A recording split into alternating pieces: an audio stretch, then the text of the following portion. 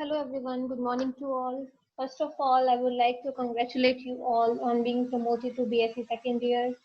So here in this video, we'll be starting with the very first topic of your inorganic chemistry syllabus, that is first unit, that is chemistry of elements of first transition series. These are the topics which will be covered under this unit, that is the characteristic properties of p block elements of first transition series and their properties, their compounds and their complexes, illustrating relative stability of their oxidation states, coordination number and geometry. So let's get started.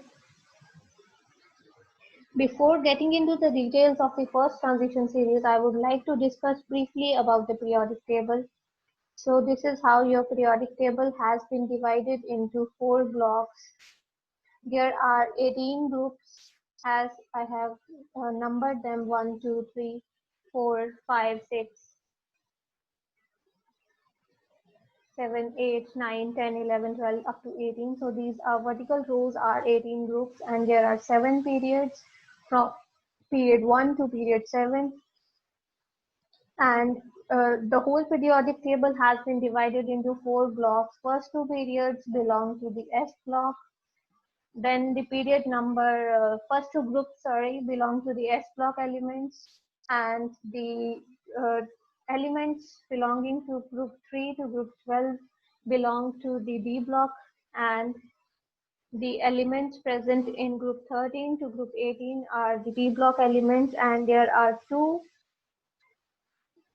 periods lying at the bottom of the periodic table, or we can say 14 small groups lying at the bottom. Those and the elements are present in those short groups are called as F block elements. So these have been named as S block, P block, D block, and F block based upon their electronic configuration, based upon the subshell which they are occupying, which the last electron is occupying.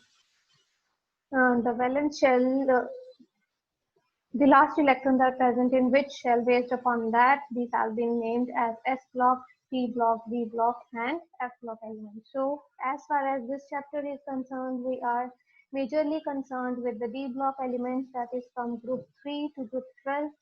There are 4 periods in which D block elements are present, that is period 4, period 5, period 6. This is period 4, 5, 6 and 7.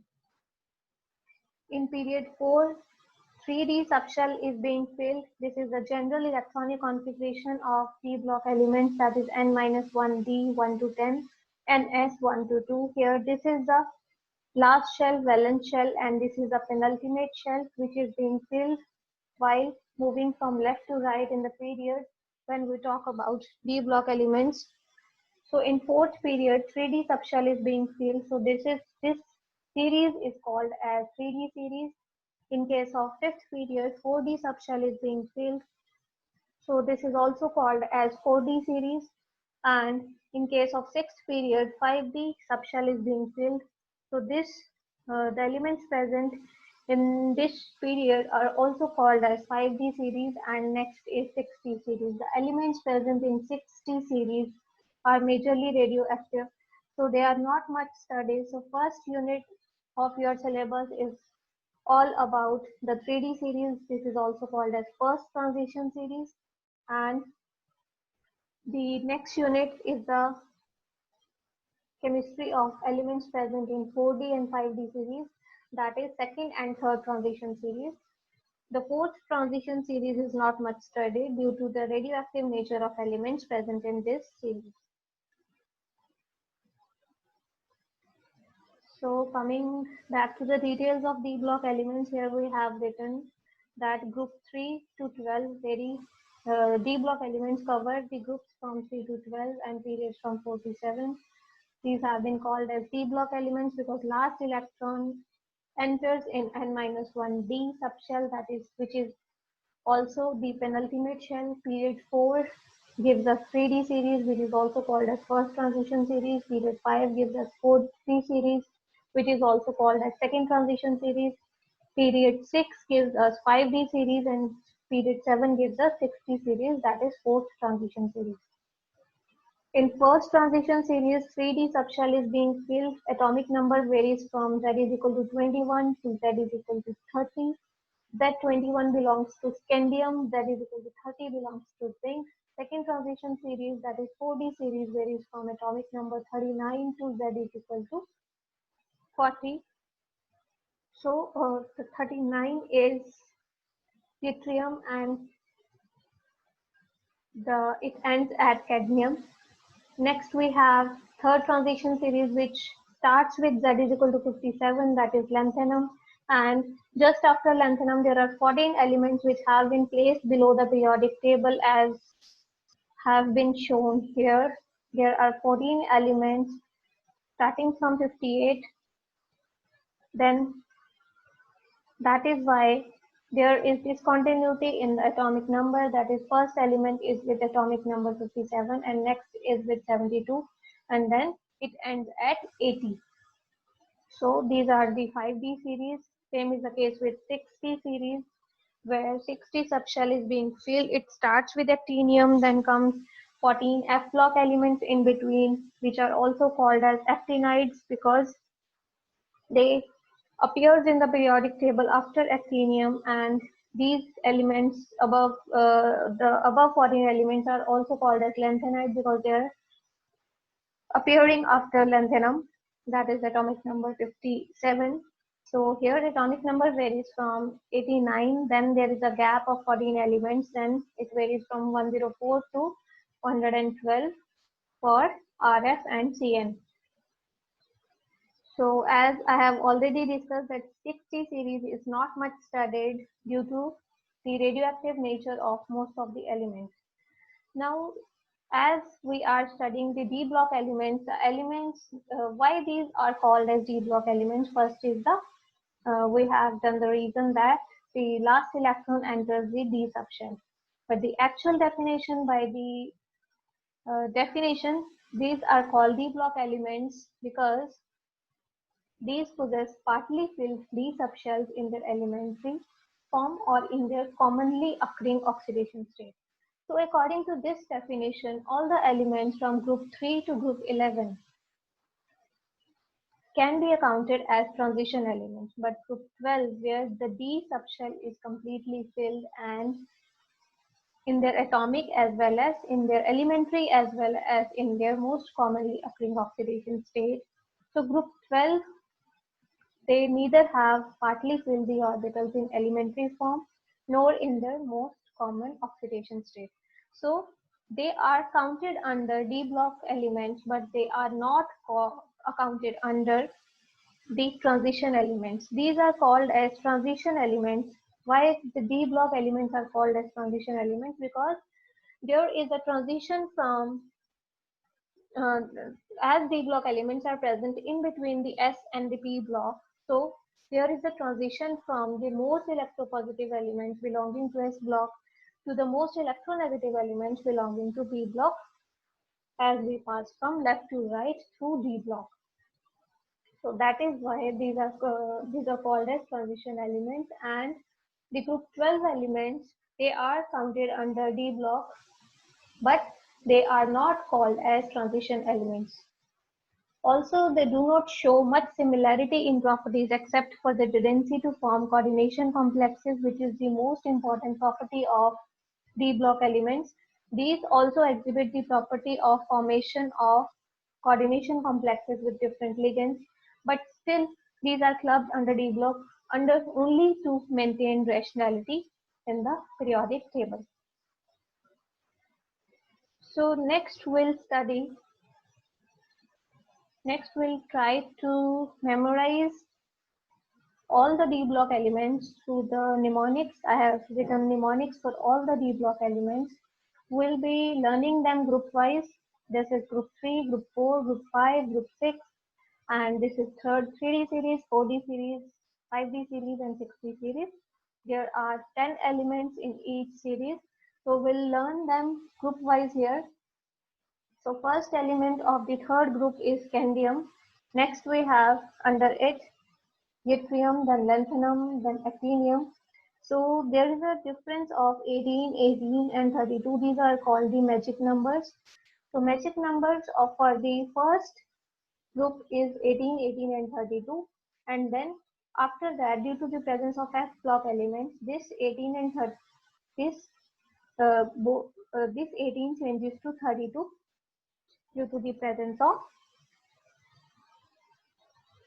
F block elements. So let's have a look at the mnemonics for group 3. That we have elements as scandium, yttrium, lanthanum and actinium.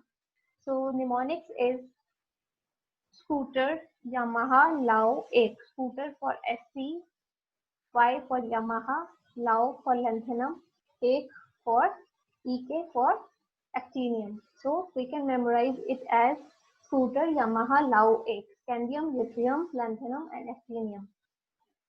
Next, group 4 we have titanium, zirconium, hafnium and rutherfordium.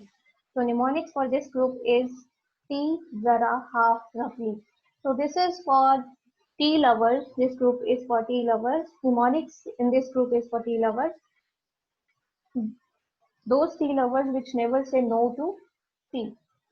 So here this is a case of one of the tea lovers who just had a cup of tea, but even after that, when one of his friends asked him that if he wants to have tea or not, so he's saying, I can have tea, but tea zara half, roughly, that I can have half of cup. So in this way, this mnemonics has been created. Tea zara half, roughly. Titanium, zirconium, hafnium, and rutherfordium. Next, we have group 5. That is vanadium, niobium, tantalum and dubnium. Mnemonics for this group is Wo, Nawab, Wo for vanadium, Nawab for NB, The, Ta, tantalum, Dum. Dum means, or I have written here as Dabba, which we call in Hindi to a dumb person. Wo, Nawab, The, Dum. Next we have group group 6, where elements are chromium, molybdenum, tungsten and seaborgium.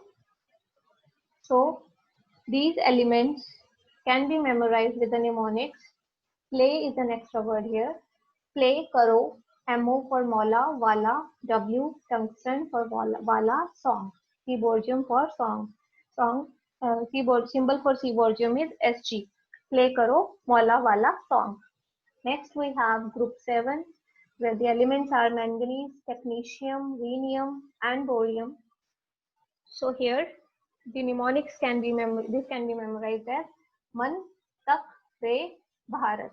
So our country, this is for the country lovers, for India lovers, that is जिनके मन में हमेशा भारत रहता है, मन तक रे Bharat. Next we have group 8 here. Elements present are iron, ruthenium, osmium and hessium. So for this group mnemonics is has been created for that friend of ours which the one who is very quick at rootna. So this mnemonics has been created for those friends. फिर रूठी उसको हंसाओ. That is iron, ruthenium, osmium and hessium. फिर रूठी उसको हंसाओ. फिर for iron, Fe, रूठी for Ru, उसको Os, हंसाओ, Hs. Next we have group 9, which is having elements cobalt, rhodium, iridium and mechnerium. So mnemonics for this group is कौन रहेगा Ireland में. So this group is called as Ireland group. So here someone is asking कौन रहेगा Ireland में. कौन for cobalt, रहेगा for rhodium, Ireland for iridium and May for mechnerium. Next we have Group 10, where elements are nickel, palladium, platinum, and gemstadium. So these are the elements, and mnemonics for this group has been created based upon a friend is suggesting to other friend that नहीं पढ़ोगे पिटोगे दोस्त. Nahi for nickel, Ni, padhoge for Pd, pitoge for Pt, platinum, and dumstadium for Ds for dost. Next we have group 11, which is elements are copper, silver, gold, and strontium. So copper, mnemonics for this group is कौन आगे आया रंग में this group mnemonic has been created for holy lovers. The festival of Holi is loved by all of us. So this mnemonics has been created based upon that कौन आगे आया रंग में. So someone has put color on the one person, and that one person is asking कौन आगे आया रंग में. That who has put color on that particular person. So he is asking कौन आगे आया रंग में. कौन for copper, आगे Ag for silver, आया Au for gold, and रंग में for Rg, strontium. Next, last group we have group 12. Elements are zinc, cadmium, mercury, and copernicium. So here, someone is inquiring about his friend Zini, that he knows that Zini is in Canada, but where in Canada? So he's asking his parents. He's asking the parents of Zini that Zini Canada hoga kahan? Zini Zn for zinc, Zini Canada for Cd, cadmium, Hoga for Hg, mercury, symbol for mercury is Hg, and last we have copernicium, Cn, that means kahan. So this is the way how we can memorize all the D block elements. This is a very easy way if you will uh, keep reading it for a few days, just for once in a day. Then even then you can remember it very easily, all the mnemonics, all the symbols, and in this way you can learn all the D block elements. At the bottom of the D block elements, we have F block elements. This is none of your concern as far as your first semester is concerned. About the F block elements we'll be studying in your second semester for your second year course, that is fourth semester of your BSc course. Next we are to discuss about the position of D block elements in the periodic table. So the position of D block elements has been fixed in between, these are present in between S block and D block elements. This has been decided based upon the energy level diagram proposed on the basis of Schrodinger, proposed on the basis of equation given by Schrodinger, and suggested by Bohr. So Bohr suggested energy level diagrams for single electron species and as well as multi-electron species. For single electron species, the energy levels for different subshells belonging to same shell were same. But in case of multi-electron system, this was not the case. The energy levels for multi-electron systems, the actual scenario was this, that 4s is placed energy wise is of lower energy in comparison to 3d. This is dependent, this is based upon the fact that so these subshells have been arranged based upon the Bohr-Bury's rule given by Bohr and Bury, which is called as n plus L rule. Here n is the principal quantum number and L is the azimuthal quantum number. So if we want to know the electronic, the sequence of the energy levels, we can use this n plus L rule. Based upon this, Aufbau's principle was also given by Bohr. Aufbau principle has got its name from German word. German is the native language of Bohr, which means construction. So Bohr gave a construction method for the sequence of energy levels. This is the construction method, that if we write the subshells in the increasing order of shell number like this, S subshell here, P subshell here, D subshell here, and F subshell here, and we move like this in this order, then we get the energy level diagram for energy levels for different subshells for multi-electron system. So this was suggested by Bohr, called as Aufbaustuhl, which is a German word meaning construction. So why the electronic configuration for multi-electron systems is different for uh, different from the energy level pattern for single electron species just like hydrogen. So here is the reason.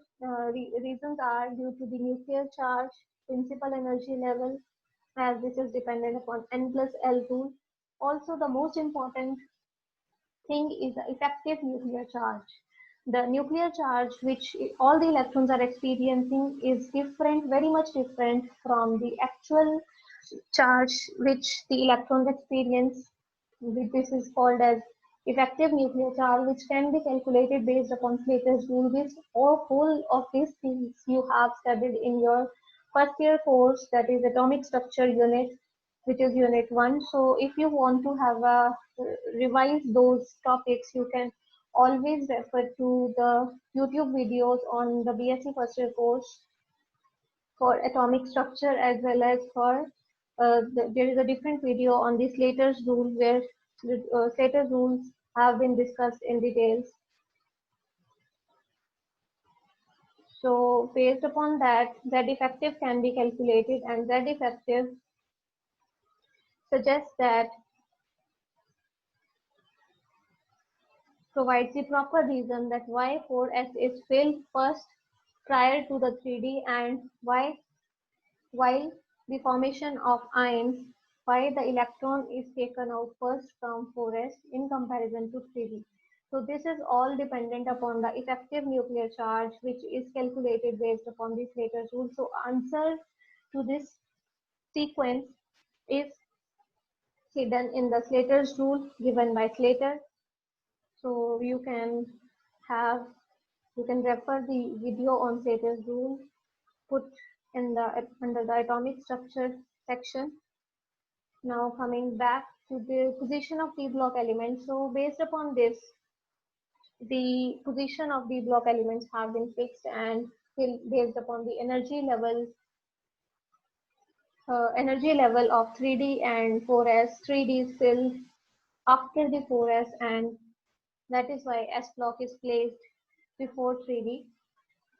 Also, the second reason is the penetration effect, which has been discussed in detail in the radial probability distribution curves, again in your first semester course of your BSc 1, which you have already done. This has also been discussed in the atomic structure videos of the atomic structure unit for BSc first year course. You will easily find those on my channel, on the channel. So this has been explained that why the 3D is having higher energy in comparison to the 4s, because 4s, the shape of the 4s orbital is such that these are much more penetrated towards the nucleus. So this is the argon core. After argon core, for potassium, 4s electron is present in 4s. So why 4s is filled first? Because these are the high probability regions which are penetrated in the argon core, while for 3D, no high probability, the whole of the high probability region is out of the argon core. So these are having lower energy based upon the more penetration. So more the penetration, lower is the energy, and lower energy subshell will be filled first. So this is the sequence, this is the order for penetration effect. Penetration effect for s orbitals is highest, then comes the p orbitals, then comes the d orbitals, and then comes the f orbitals. This is dependent upon their shape, on their orientation in three-dimensional space around the nucleus. So for potassium with atomic number 19, 4s1 is filled first, then comes scandium. For scandium, when 4s is completely filled, then comes the question that which subshell is going to be filled first, whether it is 4p or 3d. Then there comes the turn of 3d. Then we have all the d block elements which are filled all the 3D series which is filled prior to 4P due to the lower energy of 3D subshell in comparison to 4D based upon the Afox principle, based upon the Slater's rule, based upon the energy level diagram given for the multi-electron systems. Next, we can discuss the case of lanthanum. Here, this is lanthanum. This belongs to the 5D series of the present in the sixth period. These are lanthanides. After lanthanum, there occurs the lanthanides. So for lanthanum, first electron is filled in the 5D subshell, and then after that, 4F subshell is filled, and one electron remains in the 5D subshell of lanthanum. So why it is so? Actually, the energy of 4F and 5D is very much comparable. So while looking for the electronic configuration for lanthanum, what happens is there is a fight between the 4F subshell and 5D subshell for the electron. And for the case of lanthanum, 5D subshell wins and electron is added to the 5D subshell. But after that, after the lanthanum, for all the 14 F block elements, all the lanthanides, the filling of 4F is done prior to 5D. The energy of even the energy difference of despite the energy difference of 4F and 5D. So here in this chapter we are majorly focused upon the first transition series, that is the 3D series of the D block elements. General electronic configuration for first transition series, that is 3D series, is 3D 1 to 10, 4S 1 to 2. This is the last shell, that is valence shell. This is the penultimate shell. Here n is equal to 4 for the last shell, and minus 1 stands for 3, that is penultimate shell. Here for this series we'll memorize one more mnemonics, that is we'll memorize the 3D series in the period form also. Earlier we have discussed the mnemonics in the group form. So if we want to memorize the 3D series in a sequence, here is the mnemonics for that. So the mnemonics, the elements are scandium, titanium, vanadium, chromium, manganese, iron, cobalt, nickel, copper, and zinc. Here atomic number varies from 21 to 30, 21 for scandium, 30 for zinc.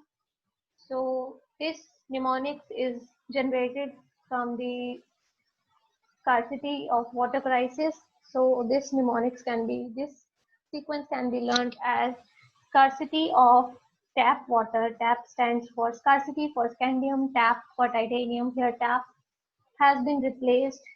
Actually the situation is for groundwater, but groundwater reaches us through tap. So I have replaced the word ground with tap, so to match it with titanium.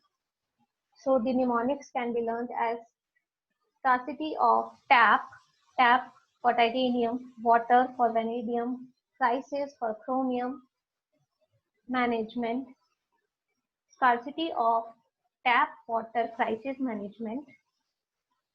फिर से कोई नहीं cooperation जनता में. So there is a lot of tap water, groundwater crisis, and still people are not at all worried about the situation, and they are just they are not using the water judiciously. So this mnemonics has been created based upon that. So the mnemonics is scarcity of tap water crisis management. फिर से कोई नहीं cooperation जनता में. Water for vanadium, chromium stands for crisis, CR, then MN management, FE for फिर से, cobalt कोई, Ni nickel for नहीं, copper is giving us the word cooperation, then Janata में gives us the word for zinc. Now let's have a look at the electronic configuration of these elements. Here is the electronic configuration, as we have already discussed that in the 3D series, 3D subshell is filled, 4S is already filled. So here 3D1 as total of 10 electrons can be filled in 3D subshell. So for scandium 3D1, titanium 3D2, vanadium 3D3, chromium It should be 3D4, but in actual it is 3D5. The reason for this we'll discuss a bit later. So this is an exception based upon the exactly half-filled D subshell because of the extra stability exhibited by this electronic configuration, that is exactly half-filled subshell. This we'll discuss in a bit. Next we have manganese, which is having again 3D5 for S2, 3D6 for iron, 3D7 for cobalt, 3D8 for nickel. Then again one more exception in 3D series, that is in place of 3D9 there is 3D10 for S1 in place of 4S2. Again for zinc it is 3D10 for S2. So there are two exceptions in the 3D series, that is for chromium with atomic number 24 and copper with atomic number 29. Both starts with C, R, symbol is CR and CU. Crisis and cooperation, both are the heavy words. So these are the exceptional cases. Now why this exception is there? As energy difference between 3D and 4S is not much, and as is already known that exactly half-filled and fully filled electronic configuration of p, d and f orbitals have extra stability associated with them. So based upon that, not much energy difference and extra stability associated with exactly half-filled electronic configuration. This electronic configuration, that is, which is actual electronic configuration for chromium and copper, is 3D5 4S1 and 3D10 4S1, becomes more stable in comparison to the expected electronic configuration, that is 3D4 4S2 and 3D9 4S2 for copper. So this is the only reason, and the driving force for this extra stability comes from the number of exchange interactions and the symmetry. So this reasons and driving force for the extra stability for the exactly half-fill configuration again has been discussed in the periodicity chapter for the first year course. If you don't remember this discussion, you can always refer to the periodicity chapter videos for the BSc first year course. Next, we have electronic configuration of ions. So far, we have discussed the electronic configuration of the elements of 3D series. Now, if we want to do the electronic configuration of ions, electronic configurations also you have already done in your BSc first year course in detail in your periodicity chapter. So, as we all know, based upon this latest rule that whenever for the formation of ions, electrons are taken out first from the 4s orbital instead of the higher energy of 3d orbital. So this is based upon the fact, this is based upon the Slater's rule, effective nuclear charge. This explanation has been discussed in detail in the Slater's rule video. Also, while writing the electronic configuration, one thing is to be kept in mind that 3D is always written prior to 4s, while the energy of 3D is higher in comparison to 4s. So these are written in the form of, the subshells are written in the form of increasing value of n, despite the energy order, despite the opposite energy order. So transition elements in general possess +2, +3, +4 oxidation state, which are attained by the loss of 2, 3 and 4 electrons respectively. So according to Upper principle, as we have already discussed, energy of 3D is greater than 4s. So electron should be taken out first from 3D while the formation of cation, but in actual, the electron is taken out first from 4s. This is based upon the Slater's rule, the effective nuclear charge calculated from the Slater's rule. So this can be explained here as more the effective nuclear charge, that is more the Z effective, more is the nuclear full for the electrons under configuration, and more is going to be the energy required for ionization. So Z effective is more for 3D electrons in comparison to 4s. So that is why 4s orbitals, 4s subshell is evacuated first in comparison to 3D subshell. So based upon this, if we want to write the electronic configuration for the ions of the 3D series, here we have scandium 3 positive ions. So electrons will be taken first from 4s, Then comes the turn for 3D.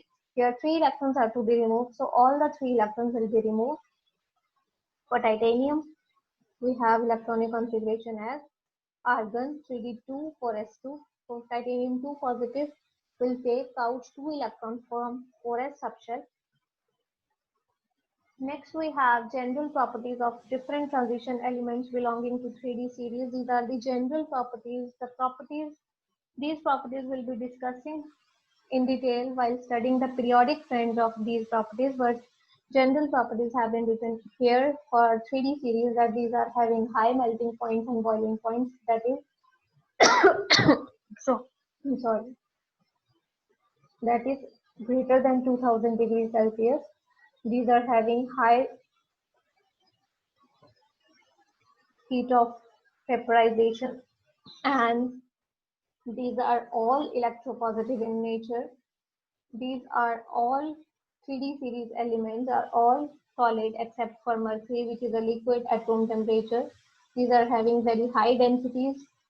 These are generally paramagnetic. These form alloys with other metals. These possess variable oxidation states. They have very good tendency to form complexes. They form colored complexes. The reason for all these properties, that why these are so, will be discussed in detail while studying the periodic trends. These are having good electrical conductance. So unlike the main group elements, by main group elements we refer to S block and P block elements. So unlike the S block and P block elements, the D block elements show similarity in the respective period also, in addition to the group similarity. In general, in the periodic table, we have seen that same group members are having same properties, but in case of transition elements, in case of D block elements, their properties are similar in their periods also. So this is exception for D block elements.